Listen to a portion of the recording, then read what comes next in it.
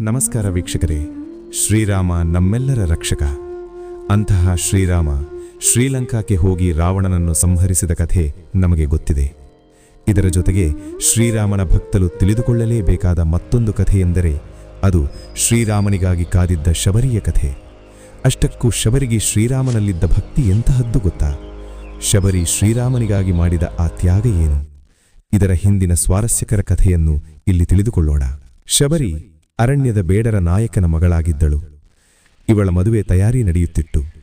ಆ ವಿವಾಹ ಭೋಜನಕ್ಕೆನ್ನೂ ಸಾವಿರಾರು ಸಂಖ್ಯೆಯಲ್ಲಿ ಕುರಿ, ಕೋಳಿ, ಮೇಕೆ, ಜಿಂಕೆ, ಮೊಲ ಮುಂತಾದ ಪ್ರಾಣಿಗಳನ್ನು ತಂದರು. ಇದನ್ನು ನೋಡಿದ ಶಬರಿಯು ಇಷ್ಟೊಂದು ಪ್ರಾಣಿಗಳು ಏಕೆಂದು ಕೇಳಿದಳು. ಇವೆಲ್ಲ ನಿನ್ನ ಮದುವೆಯ ದಿನ ಕಾಡಿನ ಸಮಸ್ತ ಬಂಧುಬಾಂಧವರಿಗೆಲ್ಲ ಭೋಜನಕ್ಕೆ ಒಳ್ಳೆಯ ಖಾದ್ಯ ತಯಾರಿಸಲು ತರಿಸಲಾಗಿದೆ ಎಂದು ತಿಳಿಯಿತು. ಇದನ್ನು ಕೇಳಿದ ಶಬರಿ ಮನಸ್ಸಿಗೆ ತುಂಬಾ ನೋವಾಯಿತು. ಅವಳು ಪ್ರಾಣಿ ಹಿಂಸೆಯನ್ನು ವಿರೋಧಿಸುತ್ತಿದ್ದಳು.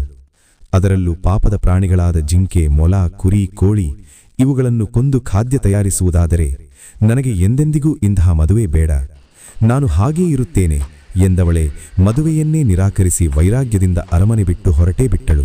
ಹಾಗೆ ಸಂಚರಿಸುತ್ತಾ ಋಷ್ಯಮೂಕ ಪರ್ವತಕ್ಕೆ ಬಂದಳು. ಅಲ್ಲಿ ತಪಸ್ವಿಗಳಾದ ಮಾತಂಗ ಮಹರ್ಷಿಗಳಿದ್ದರು. ಮಹಾನ್ ತಪಸ್ವಿಗಳ ಸೇವೆಯನ್ನು ಮಾಡುತ್ತಾ ಶಬರಿಯು ಅಲ್ಲಿಯೇ ನೆಲೆಸಿದಳು. ಯಾವುದೇ ಅಪೇಕ್ಷೆಯಿಲ್ಲದೆ ಸೇವೆ ಮಾಡುತ್ತಾ ಸಂತೋಷದಿಂದ ಇದ್ದಳು. ಕಾಲ ಕಳೆದಂತೆ ಮಾತಂಗ ಮಹಾಮುನಿಗಳು ವಯೋಸಹಜದಿಂದ ಪ್ರಾಣೋತ್ಕ್ರಮಣಗೈದರು. ಪ್ರಾಣ ಹೋಗುವ ಸ್ವಲ್ಪ ಸಮಯದ ಮೊದಲು ಶಬರಿಗೆ, ಮಗಳೇ, ನೀನು ಫಲಾಪೇಕ್ಷೆಯಿಲ್ಲದೆ ನನ್ನ ಸೇವೆಯನ್ನು ಮಾಡಿರುವೆ. ಮುಂದೆ ಶ್ರೀಮನ್ನಾರಾಯಣನು ರಾಮನಾಗಿ ಅವತರಿಸಿ ಈ ಪರ್ವತಕ್ಕೆ ಬರುತ್ತಾನೆ. ಆಗ ನಿನಗೆ ದರ್ಶನ ನೀಡುತ್ತಾನೆ. ಅಲ್ಲಿಯವರೆಗೂ ನೀನು ಶ್ರೀರಾಮನಾಮ ಸ್ಮರಣೆಯನ್ನು ಮಾಡುತ್ತಾ ಇಲ್ಲೇ ಕಾಯುತ್ತಿರು ಎಂದು ಹೇಳಿದ್ದರು. ಅದಾಗಲೇ ಶಬರಿಗೆ ವಯಸ್ಸಾಗಿ ವೃದ್ಧೆಯಾಗಿದ್ದು, ಮಾತಂಗ ಮುನಿಗಳ ಮಾತಿನಂತೆ ಶಬರಿ ರಾಮನ ಬರುವಿಕೆಗಾಗಿ ಕಾಯುತ್ತಿದ್ದಳು. ಶ್ರೀರಾಮನು ಬಂದಾಗ ನಾನು ಅವನಿಗೆ ಉಪಚರಿಸಲು ಏನು ಕೊಡಲಿ ಎಂದು ಯೋಚಿಸಿದ ಶಬರಿ ಪ್ರತಿದಿನವೂ ಮುಂಜಾನೆ ಎದ್ದು ಕೋಲೂರಿಕೊಂಡು ಕಾಡಿಗೆ ಹೋಗಿ ಸಿಹಿಯಾದ ಹಣ್ಣುಗಳನ್ನು ಸಂಗ್ರಹಿಸಿ ಮನೆಗೆ ತಂದು ಅದನ್ನು ಸ್ವಲ್ಪ ಕಚ್ಚಿ ರುಚಿ ನೋಡಿ ಚೆನ್ನಾಗಿದ್ದು ಸಿಹಿಯಾಗಿರುವುದನ್ನು ಆರಿಸಿ ರಾಮನಿಗೆ ಇಡುತ್ತಿದ್ದಳು. ಈ ಅಭ್ಯಾಸ ಅವಳೆಂದಿಗೂ ತಪ್ಪಿಸಲಿಲ್ಲ. ಅಂತೂ ಸಾರ್ಥಕವಾದ ಆ ದಿನ ಬಂದೇ ಬಿಟ್ಟಿತು. ಅಂದು ಶ್ರೀರಾಮನು ತಮ್ಮ ಲಕ್ಷ್ಮಣನೊಡನೆ ಸೀತೆಯನ್ನು ಹುಡುಕುತ್ತಾ ಋಷ್ಯಮೂಕ ಪರ್ವತಕ್ಕೆ ಬಂದನು. ಅಲ್ಲಿ ಅನೇಕ ಋಷಿಮುನಿಗಳು ತಪಸ್ಸಿನಲ್ಲಿ ನಿರತರಾಗಿದ್ದರು. ಅವರೆಲ್ಲ ರಾಮನ ಬರುವಿಕೆಗಾಗಿ ಕಾಯುತ್ತಿದ್ದರು. ಆದರೆ ರಾಮನು ಲಕ್ಷ್ಮಣನೊಡನೆ ಶಬರಿಯ ಬಡಗುಡಿಸಿಲಿಗೆ ಬಂದನು. ರಾಮನನ್ನು ನೋಡಿ ಆನಂದ ಬಾಷ್ಪ ಸುರಿಸುತ್ತಾ, ರಾಮ, ನಿನಗಾಗಿ ಕಾಯುತ್ತಿದ್ದೆ. ಮಾತಂಗ ಪರ್ವತದಲ್ಲಿರುವ ಋಷಿಮುನಿಗಳ ದರ್ಶನ ಮಾಡಿ ಎಲ್ಲಿಯೂ ನಿಲ್ಲದೆ ನನ್ನಂತಹ ಮುದುಕಿಯ ಗುಡಿಸಿಲಿಗೆ ಬಂದೆಯಲ್ಲ ರಾಮ. ನಿನ್ನ ದರ್ಶನ ಭಾಗ್ಯದಿಂದ ನನ್ನ ಜನ್ಮ ಪಾವನವಾಯಿತು. ಮಾತಂಗ ಮುನಿಗಳು ತಿಳಿಸಿದಂತೆ ನಿನಗಾಗಿ ಕಾಯುತ್ತಿದ್ದೆ. ನನಗೆ ನಿನ್ನ ದರ್ಶನವಾಯಿತು ಎಂದು ಆನಂದೋತ್ಸಾಹದಿಂದ ರಾಮಲಕ್ಷ್ಮಣರನ್ನು ಕೂರಿಸಿ ತಾನೇ ತಂದು ಸಂಗ್ರಹಿಸಿದ್ದ ಹಣ್ಣುಗಳನ್ನು ತಿನ್ನಲು ಕೊಟ್ಟಳು. ರಾಮ ಶಬರಿಯ ಭಕ್ತಿಗೆ ಮೂಕನಾಗಿದ್ದನು. ಆ ಹಣ್ಣುಗಳನ್ನು ಶಬರಿ ಕಚ್ಚಿ ಎಂಜಲು ಮಾಡಿದ್ದಾಳೆ ಎಂದು ಅವನಿಗೆ ಅನ್ನಿಸಲೇ ಇಲ್ಲ. ರುಚಿರುಚಿಯಾಗಿ ತಿಂದನು. ತಿಳಿದವರು ಹೇಳುತ್ತಾರೆ, ಭಕ್ತರು ಭಕ್ತಿಯಿಂದ ಏನೇ ಕೊಟ್ಟರೂ ದೇವರು ಸ್ವೀಕರಿಸುತ್ತಾನೆ.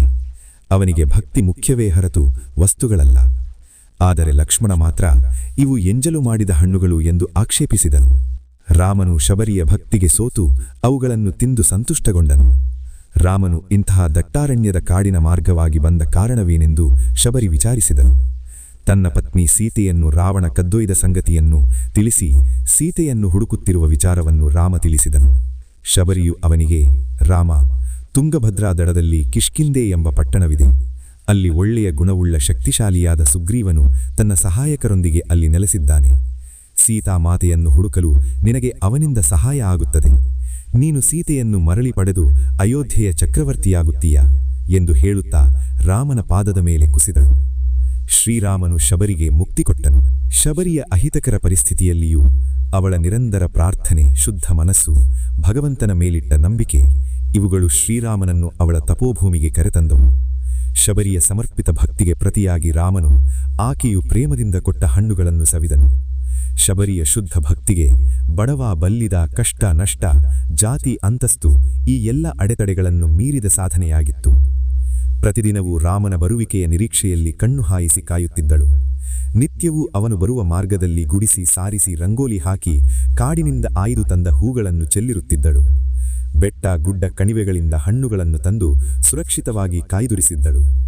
ಶಬರಿಯ ಇಂಥ ಶುದ್ಧ ಭಕ್ತಿಗೆ ರಾಮನು ತಾನಾಗೇ ಸ್ಪಂದಿಸಿ ಅವಳಿದ್ದಲ್ಲಿಗೆ ಬಂದು ಅವಳು ನೀಡಿದ ಕಚ್ಚಿದ ಹಣ್ಣುಗಳನ್ನೇ ಪ್ರೀತಿಯಿಂದ ಸೇವಿಸಿದನು.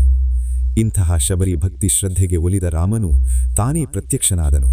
ಶಬರಿ ರಾಮನನ್ನು ಪ್ರೀತಿಸಿದಂತೆ ನಾವು ದೇವರಲ್ಲಿ ನಂಬಿಕೆ ಮತ್ತು ಪ್ರೀತಿಯಿಂದ ಇರುವುದಾದರೆ ಅವನು ನಮ್ಮ ಹೃದಯದ ವಾತ್ಸಲ್ಯಕ್ಕೆ ಸ್ಪಂದಿಸುವನು. ಈ ಕಥೆ ನಿಮಗೆ ಇಷ್ಟವಾದರೆ ನಮ್ಮ ಚಾನೆಲ್ ಸಬ್ಸ್ಕ್ರೈಬ್ ಮಾಡಿ, ಸಪೋರ್ಟ್ ಮಾಡಿ. ಧನ್ಯವಾದಗಳು.